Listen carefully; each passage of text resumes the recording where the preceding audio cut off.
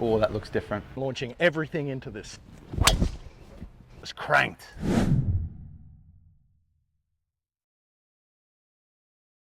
We go. It's go time. Like it feels fine here, and then I just feel like I need to go up.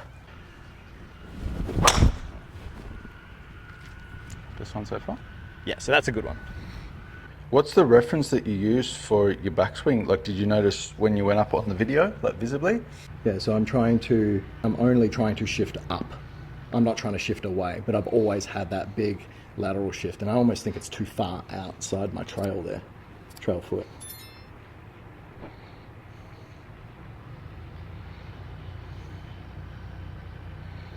Because I feel like I'm raising up significantly higher than what I actually am. It'd be nice to see you keep going up in the second half. Yeah, and that's what Steve was saying, that's what Furlonger was saying, and that's what you were obviously with my irons as well. And I'd add the width component too. Yeah. And I think because I'm not warmed up, I'm not rotating as well. Sure. And then I lose that width, and even though it feels like I'm trying to hit it hard, I'm just getting narrow and swing directions getting way left. So there's part of what you used to do, part of what you're trying to do, and the second phase of this probably needs to be cleaned up a lot, like more there, and then second phase is more like there. Yeah, that's what I thought, Yeah. I need like wider with my wrist angles. A lot wider. And almost feel like I'm reversing at the top. Extending up and back towards the target, so you essentially get things recentered back. Did you do much back and up work with him, or was it more of a... That was like all our medicine ball stuff. Right. Of me trying to completely unweight. Yeah. Like that feeling. Yes. And then slamming it down. And pushing back, or not necessarily, you just let that organically happen? No, we did some of, this stuff. Yep. But a lot of it was quite a while. It was September last year. You know what I'd like to see? Just do one where you break it down. Yeah, okay. Just go halfway back. Yeah, really crank it. Yep. And then just come down and pop it out there with about 50% effort. Strike felt good. Yeah, just get the form in. Just change the tab here. And then I suppose that's the one thing for me, and I reckon this is where I'm hesitant, is because the more I feel like I get on top of it, the more down and left I'm going. But it's having the adverse, I know it has the adverse effect, because as I'm pushing down, then it helps me learn to trust your get verticals. into it. Yeah, I just got to trust it. Yep.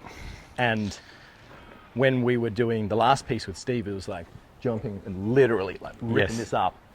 And that was the worst component of what I had no awareness of that. Sure. Like at all. Happens so late and almost more, I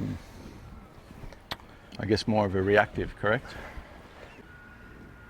And then go from there. Really good. Now the second part, just exaggerate the up. The second part. That was about 60% of what you can do in the second part, but the takeaway part was spot on. That felt great. Takeaway part was spot on. That felt great. It's weird that you got 112 with that still. It didn't feel like I honestly felt like I swung there. I'd say you were at about a 6 there for the second part, and you could go up to... here, and then... Yes, that's it. Okay. That trail hip gets so stretched. That's it. Much better. So it's almost like the wrists are the last thing to go, not the first thing. But no, this was actually pretty good. You only let it go really, really late. God, it's so active, eh? Yeah. That was a 119. Was it? That's basically what you're doing at the start. Felt like I didn't... With way better form. Way better form, all right. So you're super wide, extend, almost no wrist. Like it felt solid. That looked really, really stable from a wrist standpoint, and like everything was working like up and around. I honestly felt like the top of my swing was like this then. Because as I said on the golf course before, when you start to let the wrist go, there's got to be some compromise with club face control. Whereas here, you still got all the good stuff with the body, but the wrists are almost the last, like they're going just here. There's a bit of load there, which you're going to expect with all those forces change. It's so much wider. And again, that's still a 119. I feel like for a blend of speed and club face control, that's a better model. Yeah. And then you know what you want to do if you want to lash at it. But I'd still say let the wrists go last. So you keep winding the upper back, keep that back as long as you can as you fire the lower, and that starts to get you better separation. Yeah, so I'm going to feel super wide. Back of the right shoulder stays back for as long as I can. Yeah, so do that again. So keep holding on to, keep winding back, yeah, and then try and. Yeah. I like that. Looked a little better. Looked like the first two-thirds of that looked like your drill. Swing direction was straight. Speed? Ball speed 173, speed 122.6. Can you give yourself a bit more time to complete the backswing? Even more time than what you're giving yourself now? Oh boy. All right.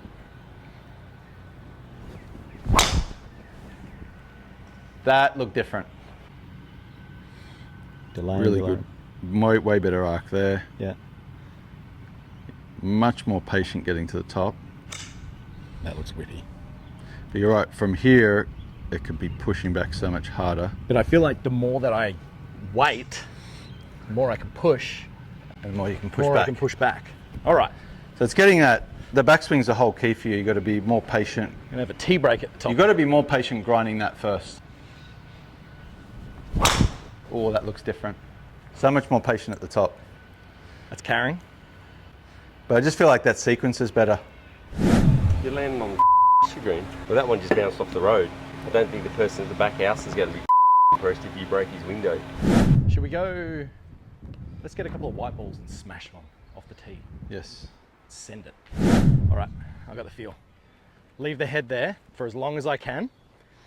Push as hard as I can, up as I can, back as I can. Say that again. I can't. I was rapping. That's actually good. That leaving the head there is a key one. That leaving the head there is really important. 124, 180 ball speed. Whoa, swing direction almost down to 0. Yeah, the second half, if that just gets wider and more cranked, Yeah. I don't think you can max it out any more than that. That was better. She sounded pretty good. Did you catch that? They both went like rocket straight. That was nice, actually. It looked good. There you go, 125, 180 ball speed. But I mishit that. I can go faster. You did, it was only 144. It was Yeah. a miss. It go. was just a nice looking move. That is in the houses. But I feel like it was fast. Yeah, that actually didn't make the houses. So it's just like that bigger, longer, faster push before I go. It's the Yep. It's the pre-swing. It's the pre-swing, yeah. Leave that club head there. Yeah. That looks so good. 10,000 kilos. Yeah. The club head gets stuck in there. 126.4. That felt way more efficient. 125.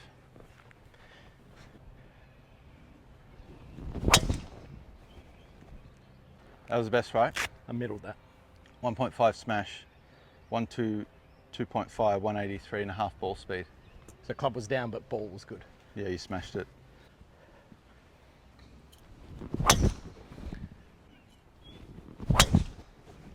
That was different. That was different. 125. No. I mean, they're all over 180 ball speed. Come on. Push hard right.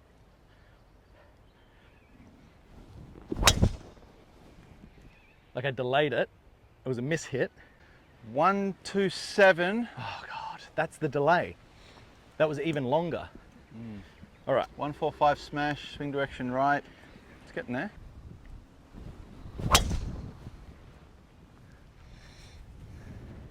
One two seven even, 146 smash, 185 plus ball speed.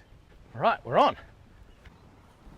It's definitely going up. I feel good about this. Okay.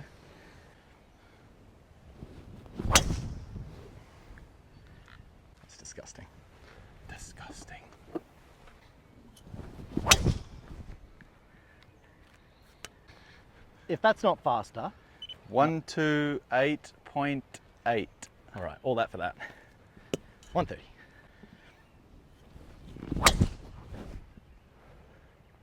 128.8. Is that close to PB? We say 129.1. 0.1. Yeah.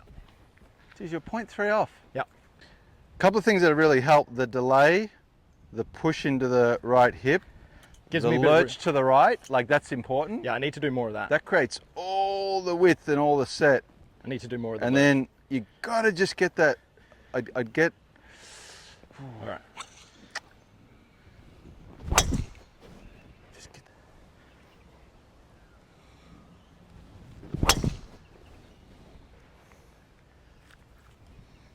It's a bin chicken. How far was that? Fast. 124.5. Is that it? Right. R.I.P. Bing chicken.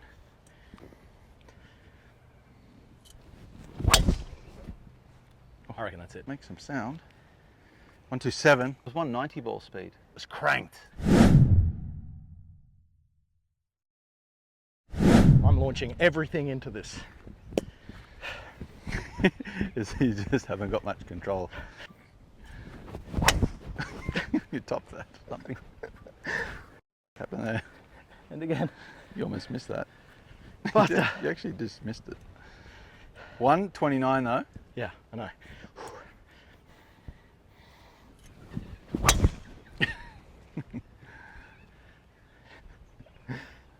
Actually, you got a bit tired on that swing.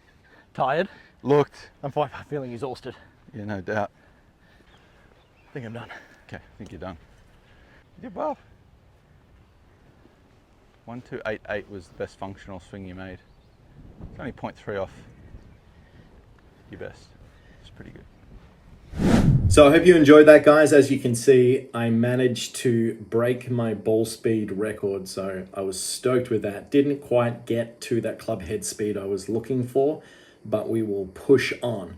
Now, let's look at the changes that I made in this session. Now, this is an extension of exactly what I worked on with Steve Furlonger. You can see all those videos on my YouTube channel, but it's good to have the reiteration and a second eye with my good friend Steven Giuliano, who helped us out with this, of just talking about some of the real key pieces that I need to improve. And one of those was really how much I was pushing down into the ground at the beginning or before I took the golf club away, and almost feeling as if I was keeping the club head there for as long as I can. Now, what that encouraged me to do, as you'll see on the right-hand side here, is get this look that I'm really, really flexing down as much as I can into that back foot. And that allows me to then extend my body all the way to the top. As we see over here on the left-hand side, as I make my backswing, I'm not really pushing down, I'm shifting off. And then I get to a point where I actually get quite narrow. So I start hinging the golf club a lot. And this is what Steve was talking about, of keeping the head there for as long as I can. It just allows me more time to feel like I complete my swing. So even though I was creating a lot of speed previously, and sure, I did get some fast ball speeds and club head speeds, I wasn't able to retain that over a period of time because it was more so taking me a long time to get warmed up to try and generate all that speed, rather than it being embedded in there in a natural manner where I didn't have to try and manipulate the club too much. And this is what it allowed me to do. And look at the differences on the right versus the left here, just with how my body looks at the top of the swing. So you can see that even though I've got a reasonable amount of shoulder rotation, relative to trying to hit the ball as far as I can, it's not nearly as much as what you see over there on the right-hand side. Over here on the left, you can see that my chest is still facing relatively down, back legs still relatively flexed, and I'm well behind the ball. Over here on the right, chest is extended up a lot, club has traveled further, trail leg has extended more. You can see how much those hips and pelvis has moved, meaning that as I then start to shift towards the target on the right-hand side, you can see I get this nice big replanting move. And that pushes a lot of force down into the ground, which then allows me to explode up through the ball. So check out this at full speed. So a real whipping look down through the ball, as opposed to on the left-hand side here. Sure, it's still reasonable speed, maybe low 120s, but I wasn't really getting nearly as much out of it as I could, and it was essentially very armsy. Not really enough up and down movement to my body, and that's exactly what I worked on here with Steve. and we got some great results. So extremely happy to be able to get that new ball speed record, get it up at a 190 mile per hour. Still got to work on getting that club head to 130, but with these changes and continuing to work on, I'm sure that I'll be able to get that up over 130 in a matter of time, and then hopefully be able to do that consistently from there. So I hope you enjoyed it. The push continues. Let's try and get to 130 mile per hour before the end of the year.